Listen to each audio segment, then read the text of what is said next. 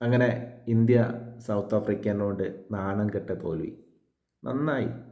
ഇത് ഓൾറെഡി ഞാൻ പ്രതീക്ഷിച്ചതാണ്. ഞാൻ ഈ ആദ്യത്തെ കളി നമ്മൾ US ജയിച്ചപ്പം അന്നേ ഞാൻ പറഞ്ഞതാ ഈ ടീം ഒരിക്കലും 2026 വേൾഡ് കപ്പ് അടിക്കൂല എന്ന്. അതിന് എനിക്ക് ഒരുപാട് ആൾക്കാർ പേഴ്സണലി എന്നെ മെസ്സേജ് ചെയ്തിട്ടുണ്ട്. അതുപോലെ തന്നെ ചില ആൾക്കാർ ഗ്രൂപ്പിൽ പൊങ്കാലിട്ടുണ്ട്. ഗ്രൂപ്പ് എന്ന് പറഞ്ഞിട്ടുണ്ടെങ്കിൽ ഞങ്ങളത് പേഴ്സണലി വാട്സപ്പ് ഗ്രൂപ്പുണ്ട്. അതുകൂടാതെ നമ്മുടെ ചാനലിൽ തന്നെ ചില ആൾക്കാർ പൊങ്കാലിട്ടുണ്ട്. അത് ചിലത് ഞാൻ ഡിലീറ്റ് ചെയ്തു, ചിലത് ഞാൻ അവിടെ വെച്ചു, റിപ്ലൈ ഒക്കെ ചെയ്തിട്ടുണ്ട്. അതെല്ലാവരും പേഴ്സണലി കാര്യങ്ങളൊക്കെ. ഈ ഇന്ത്യക്ക് ഒരിക്കലും വേൾഡ് കപ്പ് അടിക്കാൻ പറ്റിയ ടീം ഓർഡർ അല്ല അത്, ടീം ലൈനപ്പ് അല്ല അത്. ടീം ലൈനപ്പ് ഞാൻ ആദ്യം പറഞ്ഞതാ. നമ്മൾ കഴിഞ്ഞ പ്രാവശ്യത്തെ വേൾഡ് കപ്പ് ഇന്ത്യ അടിച്ചപ്പം അതിന് ശേഷം നമ്മുടെ രോഹിത് ശർമ്മയും വിരാട് കോഹ്ലിയും ജഡേജയൊക്കെ റിട്ടയർ ചെയ്തു. ജഡേജ അവിടെ നിൽക്കട്ടെ, രോഹിത് ശർമ്മയും കോഹ്ലിയും റിട്ടയർ ചെയ്തപ്പം നമുക്ക് അതുപോലത്തെ ഒരു പ്ലെയറെ നമുക്ക് വാർത്തെടുക്കണം. ആ സമയത്ത് നമ്മുടെ ശ്രേയസ് അയ്യറും പിന്നെ KL രാഹുലും, ഈ രണ്ട് വ്യക്തികളെ അന്ന് മുതൽ ഈ വേൾഡ് കപ്പ് വരെ ഇന്ത്യൻ ടീമിൽ 2020 കളിപ്പിച്ചിട്ടുണ്ടെങ്കിൽ വളരെ നന്നാവേനു. ഞാൻ കഴിഞ്ഞ പ്രാവശ്യം ഈ സെയിം സംഭവം KL രാഹുലും ശ്രേയസ് അയ്യരും ടീമിൽ വേണമെന്ന് പറഞ്ഞപ്പം എനിക്ക് തന്നൊരു കമൻറ്റാണ്, ഇവനെന്താ വട്ടാണോ, ഇത് 50 ഓവർ മാച്ച് അല്ലേ എന്ന്. അതിന് ഞാൻ റിപ്ലൈ കൊടുത്തിട്ടുണ്ട്. പൊതുവെ ഞാൻ എല്ലാ കമൻറ്റ് റീഡ് ചെയ്തു, അതിന് റിപ്ലൈ കൊടുക്കുന്ന ഒരു മനുഷ്യനാണ്. അപ്പം ഞാൻ എന്നെക്കുറിച്ചിട്ട് പറയല്ല, ഇന്നത്തെ കളിയിൽ വളരെ മോശം പ്രകടനം ഇന്ത്യ. ആകെ കൂടെ ഒരു എടുത്ത് പറയാനുള്ളൊരു പ്രകടനം നമ്മളെ ജസ്പ്രീത് ബുംറേൻ്റെ പ്രകടനം മാത്രമേ ഉള്ളൂ നമുക്കൊരു പോസിറ്റീവ്. ബാക്കിയൊക്കെ മോശമാണ്.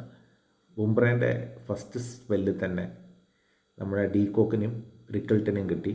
അതുപോലെ തന്നെ അവസാനമായാലും കക്ഷിൻ്റെ ലൈനും ലെങ്ത്തും, യോർക്കർ അടിച്ചാൽ സ്പോട്ട് ഓണാണ്. കണ്ട ചക്ക വീണ് മോയിൽ ചാടി യോർക്കറല്ല. യോർക്കറായാലും സ്ലോ ബോളായാലും, പ്രത്യേകിച്ച് സ്ലോ ബോൾ, കക്ഷി ഒരു ജീനിയസ് തന്നെയാണ്. അതാണ് നമ്മുടെ ഗൗതം ഗംഭീർ പറഞ്ഞത്. തീർച്ചയായിട്ടും കക്ഷി ഒരു ജീനിയസാണ്. കക്ഷി നമ്പർ 1 ബോളറാണ് ഓൾ ഓവർ ദി വേൾഡിൽ. അത് ഏത് ഫോർമാറ്റ് ആയാലും കക്ഷി തന്നെയാണ് നമ്മുടെ സ്റ്റാർ. പിന്നെ കോമഡി എന്താ വെച്ചിട്ടുണ്ടെങ്കിൽ അഭിഷേക് ശർമ്മ എന്തിനാണ് ഈ ചങ്ങാനെ വീണ്ടും ടീമിലെടുത്തത്? അതുപോലെ തന്നെ തിലക് വർമ്മ. നിങ്ങൾ പലരും നമ്മുടെ സൂര്യകുമാർ യാദവ്, നമ്മുടെ ക്യാപ്റ്റൻ, ഇന്ത്യൻ്റെ കപ്പിത്താൻ എൻ്റെ ഇൻ്റർവ്യൂ കണ്ടിട്ടുണ്ടാവും. ഇന്നലെ ഇൻ്റർവ്യൂ അല്ല, പ്രസ് കോൺഫറൻസ്. കക്ഷിൻ്റെ അഹങ്കാരം തന്നെ ഞാൻ പറയും. എനിക്ക് പേഴ്സണലി വളരെ ഇഷ്ടമുള്ളൊരു കളിക്കാരനാണ്. കക്ഷി KKRലാണ് IPL സ്റ്റാർട്ട് ചെയ്തത്. ആ സമയം മുതലേ ഞാൻ കക്ഷിനെ നോട്ട് ചെയ്യുന്ന മനുഷ്യനാണ്. അങ്ങനെ ഫസ്റ്റ് കളിയല്ല, ഇന്നലത്തെ പ്രസ് കോൺഫറൻസിൽ കക്ഷി പറഞ്ഞ 2-3 കാര്യമുണ്ട്. ഒന്ന്, സഞ്ജുവിനെ കളിപ്പിക്കുമോ എന്നൊരു കക്ഷി ചോദിച്ചപ്പോൾ കക്ഷീൻ്റെ ചോദ്യം ആരെ ഒഴിവാക്കണ്ടേ എന്നാ. 2 കളി ഡെക്കായ അഭിഷേക് ശർമ്മ കഴിഞ്ഞ 8 ഇന്നിങ്സിൽ ആവറേജ് 10 100 റണ്ണാണ് ഉള്ളത്. അതിൽ 5 ഡക്ക. അതുകൂടാതെ തിലക് വർമ്മ, ഈ തിലക് വർമ്മ എൻ്റെ സ്ട്രൈക്ക് റേറ്റും വളരെ മോശമാണ് ഈ വേൾഡ് കപ്പിൽ. കക്ഷി ഇഞ്ചുറി ചെയ്ത ശേഷം, എനിക്ക് തോന്നുന്ന ഇഞ്ചുറിക്ക് ശേഷം കക്ഷി ടീമിലേ വരണ്ടാന്ന്. കക്ഷി ഏഷ്യ കപ്പിലും പിന്നെ സൗത്ത് ആഫ്രിക്കയിൽ കളിച്ച കളി തന്നെ ഉള്ളൂ. ഒരിക്കലും നമ്മുടെ ക്യാപ്റ്റൻ അങ്ങനെ പറയരുത്. ഒരു വില കൽപ്പിക്കാത്ത പ്രസ് കോൺഫറൻസാണ് ആ കക്ഷീൻ്റെ റിപ്ലൈ. ആർക്കും ഒരു വില കൊടുക്കാത്ത അഹങ്കാരം തന്നെയാണ്, പക്ക അഹങ്കാരം തന്നെയാണ്. സഞ്ജു സാംസങ്ങിൻ്റെ ഭയങ്കര ആരാധകനാണ്. പക്ഷേ ഈ കളിയിൽ സഞ്ജു സാംസങ്ങിനെ ഉൾപ്പെടുത്തിയിട്ടുണ്ടെങ്കിൽ ഓൻ സെഞ്ചുറി അടിച്ച് ജയിപ്പിക്കുമെന്നൊന്നും ഞാൻ പറയില്ല. പക്ഷേ തിലക് വർമ്മേനെ കാട്ടിയും നമ്മുടെ അഭിഷേക് ശർമ്മേനെ കാട്ടിയും വാല്യൂബിൾ ഉണ്ട് ഇപ്പം. അവരെക്കാട്ടി എന്തായാലും നല്ലോണം കളിക്കുന്നുണ്ട്. കാരണം നമീബിയക്കെതിരെ കക്ഷി 8 ബോൾ 22. അതുകൂടാതെ ഒരുപാട് ഫുൾ പ്രാക്ടീസ് സെക്ഷനൊക്കെയാണെന്നാണ് പറയുന്നത്. അത് നമുക്കറിയില്ല. എന്നാലും എന്തായാലും സഞ്ജു സാംസൺ ഈ ടീമിൽ വേണം. കാരണം സൗത്ത് ആഫ്രിക്കേൻ്റെ നാട്ടിൽ വെച്ചിട്ട് 2020 ആയാലും 50 ഓവേഴ്സിലായാലും സെഞ്ചുറി അടിച്ചൊരു മനുഷ്യനാണ്. ആ കക്ഷിനെ എന്തുകൊണ്ട് ഇന്ന് ടീമിലെടുത്തില്ല എന്ന് വെച്ചിട്ടുണ്ടെങ്കിൽ വളരെ മോശം തന്നെയാണ്. പ്രത്യേകിച്ചും നമ്മുടെ അഭിഷേക് ശർമ്മയും തിലക് വർമ്മയും ഫോം ഔട്ടായ കേസിൽ.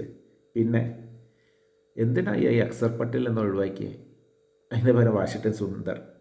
പറയുമ്പം സൗത്ത് ആഫ്രിക്കയിൽ ലെഫ്റ്റ് ഹാൻഡേഴ്സ് കൂടുതലാണ്, അതുകൊണ്ടാണ് ഫസ്റ്റ് 3 ഡീകോക്ക്, പിന്നെ റിക്കൽട്ടൻ, പിന്നെ ഡേവിഡ് മില്ലർ. ഫസ്റ്റ് 4-ൽ 3 ലെഫ്റ്റ് ഹാൻഡേഴ്സാണ് പറയുന്നത്.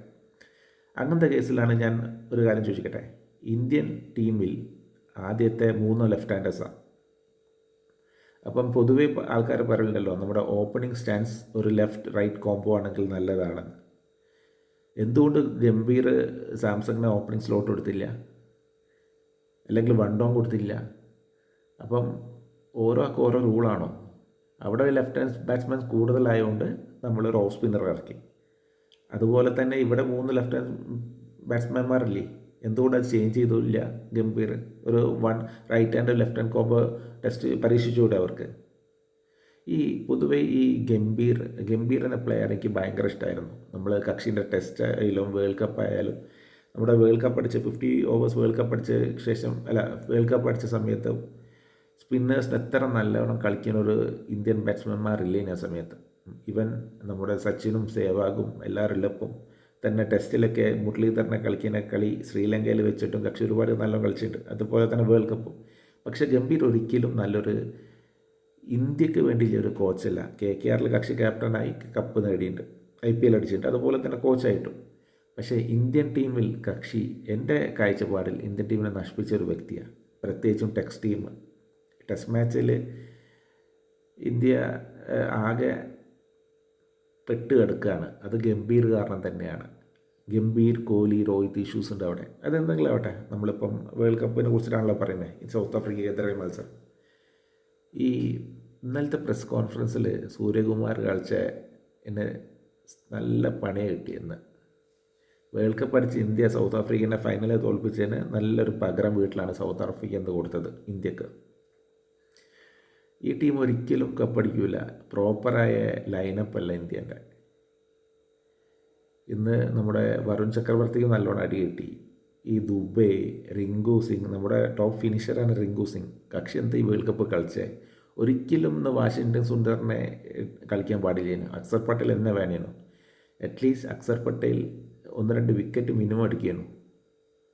എന്തായാലും ഇനി അധികമൊന്നുമില്ല ഇന്ത്യ. ഇനിയിപ്പം സിംബാബ്വേൻ്റെ കൂടെ ഉണ്ട്, അതിലൊരു പക്ഷേ ജയിക്കാം. വെസ്റ്റ് ഇൻഡീസിൻ്റെ കൂടെ അത് കളി ടൈറ്റ് ആവും. പക്ഷേ വെസ്റ്റ് ഇൻഡീസിൻ്റെ കൂടെ ഇന്ത്യ ജയിക്കാനുള്ള ചാൻസ്. പക്ഷേ മാക്സിമം സെമി എത്തിയാൽ ഭാഗ്യം, അത്രയേ ഉള്ളൂ. എന്തോ ഭാഗ്യത്തിന് സിംബാബ്വെ നമ്മളെ ടീമിൽ കിട്ടിയത്, ഓസ്ട്രേലിയ ഇല്ല. ഓസ്ട്രേലിയ ഉണ്ടെങ്കിൽ തീരുമാനമാവേനി. എന്തായാലും ഇനി മുന്നോട്ട് അധികമൊന്നുമില്ല. ഞാൻ മുന്നേ പറഞ്ഞ പോലെ ദയവ് ചെയ്തിട്ട് ഇനിയിപ്പം എനിക്ക് ആരും പൊങ്കാലിടാൻ വരണ്ട. നമ്മളെല്ലാം കാര്യങ്ങൾ പ്രാക്ടിക്കലായി ചിന്തിക്കണം.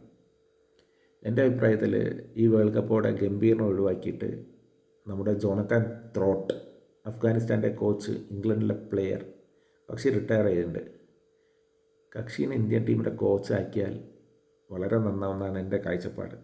അല്ലെങ്കിൽ രവി ശാസ്ത്രി. ഇപ്പോൾ BCCക്ക് പിന്നെ പൈസേൻ്റെ പ്രശ്നമൊന്നുമില്ലല്ലോ. ഇപ്പം പുറത്തുനിന്ന് ഫോറിനേഴ്സ് കോച്ച് ആയാലോ ഒന്നും വിഷയമല്ല. അപ്പോൾ കക്ഷി വരുന്നത് നല്ലതാണ് എൻ്റെ പ്രത്യേകം എൻ്റെ പേഴ്സണൽ ഒരു ഒപ്പീനിയൻ. ഇന്നിപ്പോൾ പോസിറ്റീവായി പറയുകയാണെങ്കിൽ സൗത്ത് ആഫ്രിക്കൻ സൈഡിൽ ഡേവിഡ് മില്ലർ. ഞാൻ എപ്പോഴും എൻ്റെ മുന്നത്തെ റീൽസിലൊക്കെ പറഞ്ഞിട്ടുണ്ട്, ഈ 2020 വെച്ചിട്ടുണ്ടെങ്കിൽ ഒരിക്കലും നമ്മളെ ഒരു പുതിയ ആൾക്കാർ അല്ലെങ്കിൽ ന്യൂ ഫേസ് അല്ലെങ്കിൽ വെറും അറ്റാക്കിങ് മാത്രമല്ല, ഒരു മിഡിൽ ഓർഡറിൽ എന്തായാലും ഒരു എക്സ്പീരിയൻസ് പ്ലെയർ വേണം. അതിൻ്റെ ബെസ്റ്റ് എക്സാമ്പിളാണ് നമ്മുടെ ഡേവിഡ് മില്ലർ എന്ന് കളിച്ചത്. ഡേവിഡ് മില്ലർ അവിടെ എത്തിച്ച് കക്ഷി ഔട്ടാകുമ്പം ഏകദേശം 160-150 അടുത്തുണ്ട്. ഏകദേശം 4-5 റൺ റേറ്റുള്ള സ്ഥലത്ത് കക്ഷി ഏകദേശം 10 അടുത്തടുത്തപ്പാണ് കക്ഷി പോയത്. കക്ഷി ലേശം കൂടി നിന്നിട്ടുണ്ടെങ്കിൽ ഒരു 10-240 ആവേനി. ലേശം കൂടി 10-120 റണ്ണ് ഇന്ത്യക്ക് തോൽക്കുകയും. അതെന്താ ഭാഗ്യത്തിന് നടന്നില്ല. അതുപോലെ തന്നെ ശ്രീലങ്കൻ ടീമിലെ അസലങ്ക, ഇന്ത്യയിലെ ശ്രേയസ് അയ്യർ, KL രാഹുൽ, അങ്ങനത്തെ ഒരുപാട്, പിന്നെ ഓസ്ട്രേലിയയിലെ സ്റ്റീവ് സ്മിത്ത്, ഇങ്ങനത്തെ പ്ലെയർ എന്തായാലും 2020 വേണം. എന്നാലേ ഒരു മുന്നോട്ട് പോകാൻ പറ്റുള്ളൂ പല ടീമിനും. എന്തായാലും സംഭവം കോമഡിയുണ്ട്. ഇനി അഭിഷേക് ശർമ്മേനെ കളിപ്പിക്കണം, അതുപോലെ തന്നെ തിലക് വർമ്മേനെയും. ഈ സഞ്ജു സാംസൺ 2-3 കളി ഫോം ഔട്ട് ആയിട്ടുണ്ടെങ്കിൽ പുറത്തേക്ക് ഇടലുന്ന ഒരു പരിപാടി ഉണ്ടല്ലോ, ഇവർക്കൊന്നും അത് ബാധകല്ലേ, ഈ അഭിഷേക് ശർമ്മക്കും തിലക് വർമ്മക്കൊന്നും. പക്ഷെ നമ്മുടെ നാട്ടിലെ ആൾക്കാർ സഞ്ജു സാംസങ്ങിനെ സപ്പോർട്ട് ചെയ്യൂല, 2-3 കളി മോശമായിട്ടുണ്ടെങ്കിൽ. നേരെ മറിച്ച് നോർത്തിലൊക്കെ ഇപ്പോൾ അഭിഷേക് ശർമ്മക്കൊക്കെ ഇപ്പോഴും സപ്പോർട്ടുണ്ട്, അതുപോലെ തന്നെ തിലക് വർമ്മക്കും. അതാണ് നമ്മുടെ നാട്ടുകാരും പുറത്തെ നാട്ടുകാരും വ്യത്യാസം. എന്തായാലും സഞ്ജു സാംസൺ അടുത്ത കളിയിലുണ്ടാവും, അത് ഉറപ്പാണ്. ആരെങ്കിലും ഒരാൾ ഇന്ന് പോകും, പ്രത്യേകിച്ചും അഭിഷേക് ശർമ്മയോ തിലക് വർമ്മയോ, അതിലൊരു സംശയമില്ല. അടുത്ത കളി സഞ്ജു സാംസൺ ഡെക്കായാലും ശരി, വേണമെങ്കിൽ പിറ്റേ കളി സഞ്ജു കളിക്കലുണ്ടാവില്ല, എന്തായാലും അഭിഷേക് ശർമ്മ തിലക് വർമ്മയോ കളിക്കും. ഈ ഗംഭീറിനെ എത്രയും വേഗം ഒഴിവാക്കി എനിക്ക് നന്നാവുക. എന്തുകൊണ്ടും ഞാൻ മുന്നേ പറഞ്ഞ പോലെ പാകിസ്ഥാൻ്റെ കൂടെ ഇന്ത്യ ജയിച്ച്, അതാണ് ജയം. ഞാൻ അന്നേ കളി തുടങ്ങുന്ന മുന്നേ പറഞ്ഞിട്ടുണ്ടായിരുന്നു, ഇന്ത്യ ഒരിക്കലും ഈ കപ്പ് അടിക്കില്ല, പക്ഷേ പാകിസ്ഥാൻ്റെ കൂടെ ജയിക്കണമായിരുന്നു. അത് ജയിച്ചു. അത് ഈ കപ്പ് അടിച്ചതിനെക്കാട്ടി വലിയ സന്തോഷം നമുക്ക് കിട്ടുക. അപ്പോൾ നിങ്ങളാരും സങ്കടപ്പെടേണ്ട. ഇനിയിപ്പം ഈ വേൾഡ് കപ്പ് നമുക്ക് പോയി, അതുകൊണ്ട് അടുത്ത വേൾഡ് കപ്പ് നോക്കാം. എന്തായാലും പാകിസ്ഥാൻ്റെ കൂടെ നമ്മൾ ജയിച്ചല്ലോ, ഒരു ഹാപ്പി ആയിരിക്കുക. എന്തായാലും ഒരുപാട് അഴിച്ചുപണി നടത്തണം ഇന്ത്യൻ ടീമിൽ. അതിപ്പം 2020 ആയാലും ടെസ്റ്റ് മാച്ച് ആയാലും. ഇന്ത്യ എൻ്റെ കാഴ്ചപ്പാടിൽ 2020-നെക്കാട്ടി സ്ട്രോങ് ഇന്ത്യ 50 ഓവേഴ്സ് മാച്ചിലാണ്.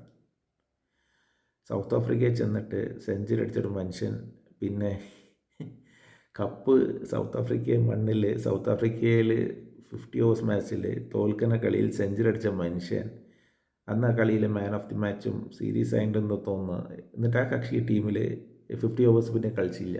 അങ്ങനത്തെ നാടാണ്, അങ്ങനത്തെ മാനേജ്മെൻറ്റാണ്. എന്തിനങ്ങനത്തെ കോച്ച്? ഇങ്ങനത്തെ കോച്ചിനെ ആദ്യം ഒഴിവാക്കണം, എന്നാലേ ടീം നന്നാവുള്ളൂ.